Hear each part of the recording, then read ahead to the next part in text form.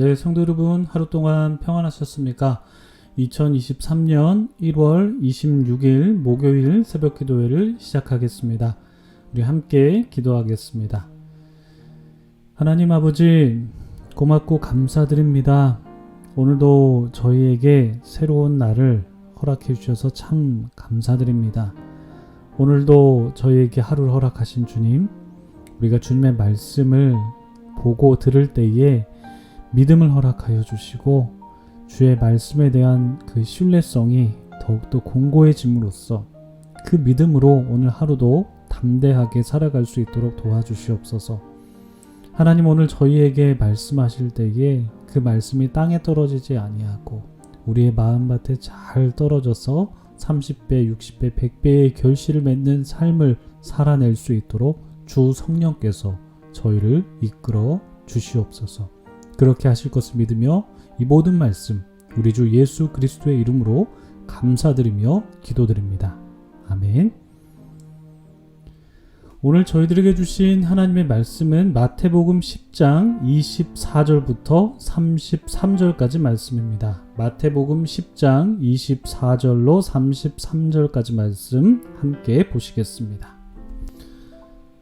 제자가 그 선생보다 또는 종이 그 상전보다 높지 못하나니 제자가 그 선생 같고 종이 그 상전 같으면 족하도다. 집 주인을 바알세불이라 하였거든 하물며 그 집 사람들이랴. 그런즉 그들을 두려워하지 말라. 감추인 것이 드러나지 않을 것이 없고 숨은 것이 알려지지 않을 것이 없느니라. 내가 너희에게 어두운 데서 이르는 것을 광명한 데서 말하며 너희가 귓속말로 듣는 것을 집 위에서 전파하라.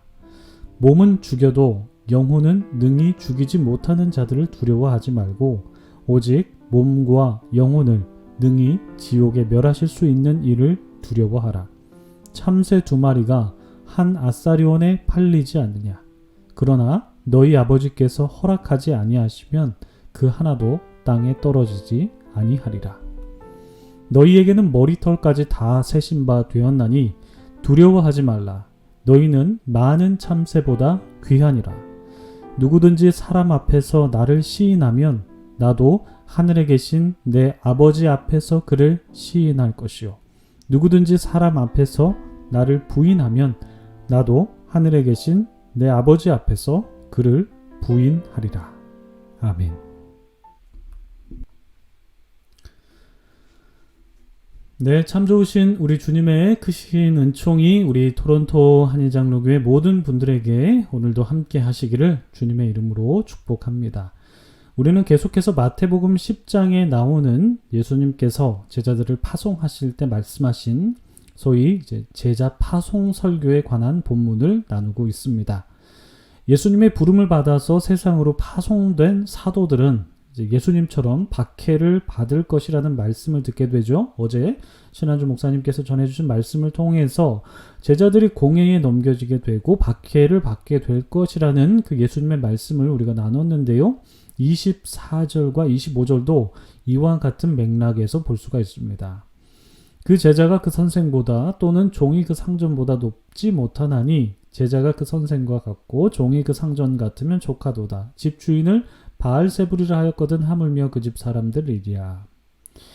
제자가 그 선생보다 높지 못하고 종이 그 상전보다 높지 못하며 제자가 그 선생과 같고 종이 그 상전과 같으면 족하다.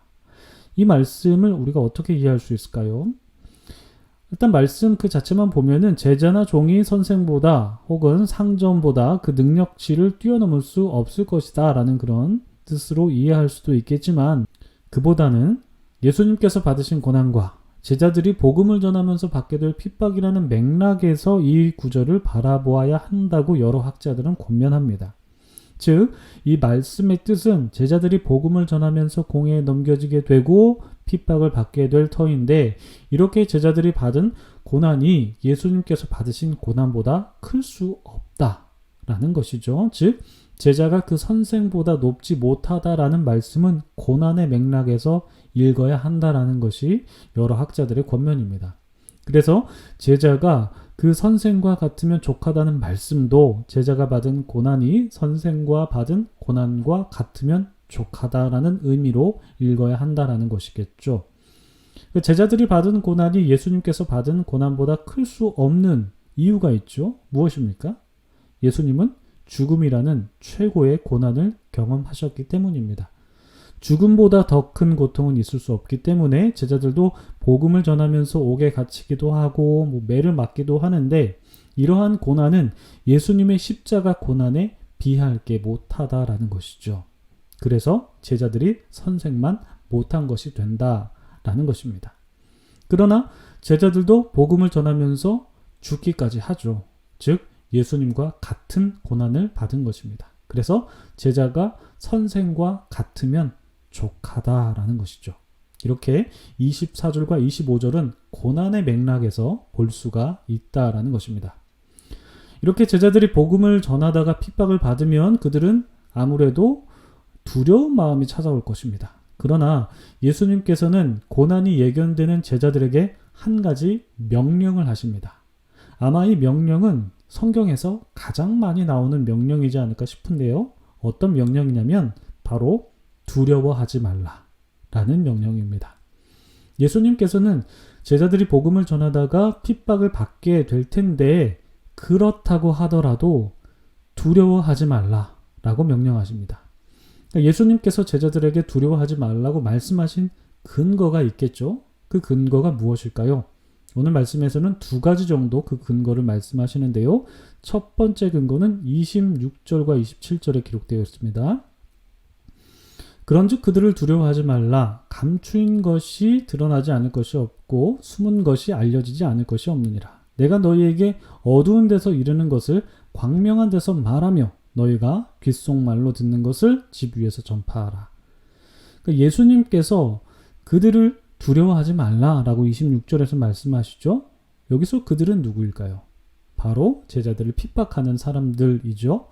당시에는 로마의 정치인들이나 군사들 또는 유대 종교 지도자들과 같은 이제 세력들을 의미하는 것인데, 이들은 복음을 전하는 제자들을 핍박하고 심하게는 죽이기까지 하죠. 훗날 이제 그렇게 하는데, 그래서 이들은 제자들에게 있어서 상당히 두려운 존재들입니다. 그러나 예수님께서 이들을 두려워하지 말라고 하신 이유가 있습니다. 그 첫 번째 이유는요, 바로 감추인 것이 드러나지 않을 것이 없고 숨은 것이 알려지지 않을 것이 없기 때문입니다.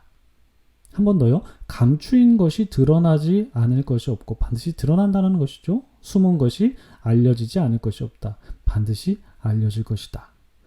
자, 이것이 바로 두려워하지 말라라는 예수님의 말씀의 첫 번째 근거가 되는데요.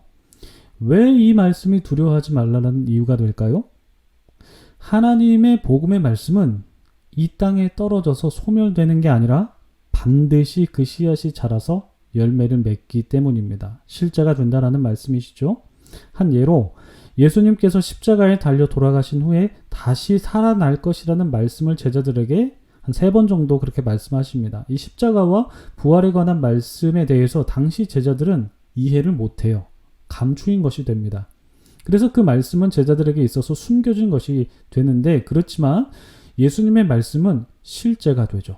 예수님께서 말씀하실 때는 그 말씀이 감추인 것과 같고 드러나지 않은 것 같아 보이지만 그 말씀은 실제가 되기 때문에 예수님께서는 담대하게 그 말씀을 전하라 라고 말씀하실 수 있었습니다. 이렇듯 예수님께서 전해주는 그 말씀 자체에 힘이 있고 그 말씀은 곧 실제가 되기 때문에 그 말씀은 감추이지 않고 드러나기 때문에 너희는 말씀에 대한 확신을 갖고 너희를 핍박하는 자들을 두려워하지 말고 담대하게 말씀을 믿고 전하라고 예수님께서 권면하고 계신 것입니다. 너희를 핍박하는 자들이 너희에게 고난을 주고 너희들을 때리고 심지어 죽이더라도 그들을 두려워하지 말고 하나님을 두려워하라고 예수님은 말씀하십니다. 왜냐하면 그들은 몸을 죽일 수는 있어도 영혼은 죽일 수 없지만 하나님께서는 몸과 영혼을 죽이기도 하시고 살리기도 하시는 전능자이시기 때문에 사람을 두려워하지 말고 하나님을 두려워해야 한다고 말씀하십니다. 이게 바로 첫 번째 이유고요. 두 번째는요. 예수님께서 이제 제자들에게 두려워하지 말라고 하신 그 두 번째 이유는 하나님께서 세상의 미물을 다스리시고 그것들을 주관하시는데 하물며 너희를 지키시지 않으시겠느냐라는 그런 말씀을 하시기 때문입니다. 자, 29절 말씀 보시면요. 참새 2마리가 한 아사리온에 팔리지 않느냐. 그러나 너희 아버지께서 허락하지 아니하시면 그 하나도 땅에 떨어지지 아니하리라. 그러니까 참새 2마리가 한 아사리온에 팔린다는 말은 그만큼 참새라는 것이 값이 적게 나가는 말입니다. 그러니까 값이 적게 나가는 하찮게 여겨지는 것이 바로 그 참새인데, 그렇다 하더라도 하나님께서 허락하지 않으시면 참새 한 마리라도 땅에 떨어지지 않는다라는 것이죠.